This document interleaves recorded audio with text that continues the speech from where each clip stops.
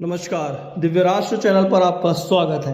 पंचदिवसीय दीपोत्सव में लक्ष्मी पूजन के बाद अगले दिन गोवर्धन पूजन किया जाता है। इस पर्व को अलग अलग स्थानों पर अपनी परंपरा के अनुसार मनाया जाता है। ब्रज क्षेत्र में गौ माता के गोबर से गोवर्धन की रचना कर पूजन किया जाता है, तो श्रीनाथ द्वारा में खेकरा के द्वारा गायों पर श्रीनाथ जी की रंग बिरंगी मूर्ति उकेर कर इन्हें फिर से आने का न्योता देकर लोक परंपरा के अनुसार कार्यक्रम किए जाते हैं। वैसे अधिकांश जगहों पर भगवान कृष्ण को 56 भोग या फिर बाजरा, कड़ी, चावल, मूंग और खीर का भोग लगाया जाता है। इस आयोजन के जरिए सामूहिक एकता का परिचय दिया जाता है। गोवर्धन के बाद ज्ञान की देवी सरस्वती का पूजन कर कलम दवात की पूजा के माध्यम से धन की देवी लक्ष्मी के साथ ही ज्ञान की देवी सरस्वती का भी आशीर्वाद लेकर दीपोत्सव पूर्ण होता है।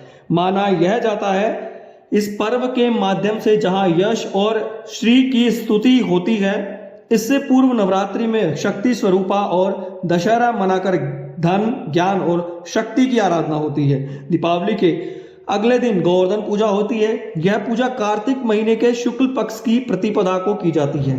इसे अन्नकूट के माध्यम से भी जाना जाता है। इस दिन गोवर्धन यानी गाय की पूजा की जाती है। इसके अलावा गोवर्धन पर्वत की पूजा करके और परिक्रमा भी लगाई जाती है।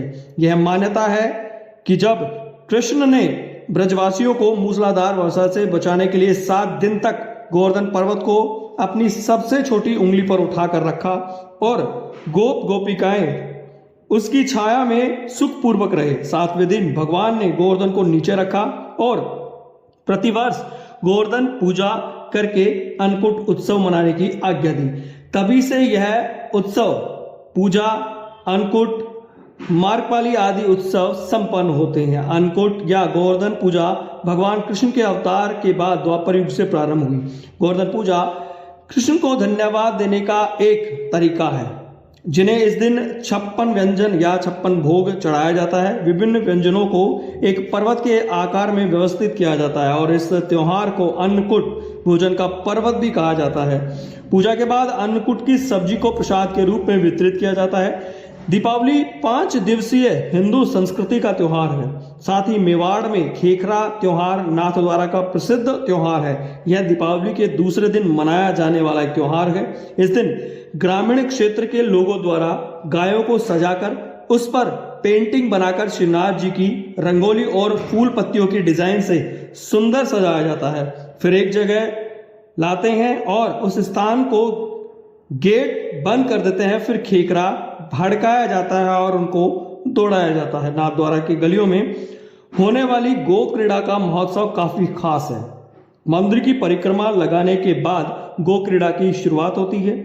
इससे पहले गलियों के रास्तों पर बांस की लकड़ियों में बैरिकेडिंग की जाती है। ग्वालों और गायों की क्रीड़ा के लिए बीच में जगह छोड़ी जाती है। वेशभूषा धारण किए ग्वाल बाल कुंपी से गायों को उकसाते हैं और फिर गाय भागती है। बैरिकेडिंग में खड़े सभी भक्त गायों को छूकर आशीर्वाद लेते हैं। इस क्रीड़ा को देखते हुए बड़ी संख्या में जन समुदाय एकत्रित होता है। अन्नकूट की विशेष प्रसादी भी होती है जो काफी प्रसिद्ध है। अन्नकूट गोवर्धन पूजा पर एक खास और अनुकरणीय बात नाथद्वारा स्थित श्रीनाथ मंदिर में सामाजिक समरसता और आदिवासी समाज के प्रति स्नेह और सम्मान भी देखने को मिलता है। भगवान श्रीनाथ को चढ़ने वाले अन्नकूट पर पहला अधिकार आदिवासी समाज का माना जाता है। आदिवासी भील अपनी परंपरागत वेशभूषा में आकर भगवान का प्रसाद लूट कर ले जाते हैं और प्रसाद के चावल को सुखाकर वर्ष भर में आने वाले मांगलिक कार्यक्रमों में इस प्रसाद का उपयोग कर इस लूट के आयोजन को देखने के लिए भारी संख्या में श्रद्धालु आते हैं। इस अवसर पर मंदिर की गोमाता को मोरपंख, मेहंदी, रंगों, घुघरे, पट्टियों से सुंदर श्रृंगारित कर सजाया जाता है। यह मनोहारी दृश्य देखने का लोग साल भर इंतजार करते हैं और उत्साह से देखने का हिस्सा लेते हैं। पर्व संस्कृति को जिंदा रखते हैं। आज भी भारतीय संस्कृति की मनोहारी दृश्य पूरे विश्व में अपना परचम लहरा रही है।